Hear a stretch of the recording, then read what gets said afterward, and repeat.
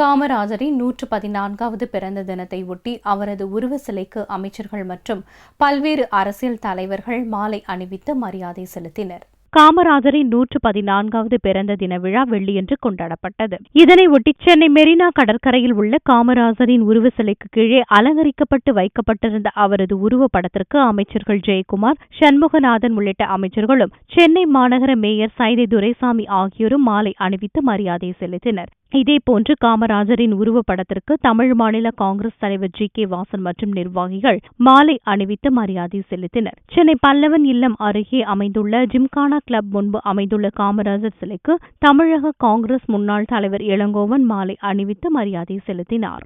பெருந்தலைவரது 114வது பிறந்த நன்னாளிலே மத்திய அரசு மதிய உணவு திட்டத்திற்கு பெருந்தலைவர் காமராஜர் பெயரை சூட்ட வேண்டும் என்று நான் கேட்டுக்கொள்கிறேன்.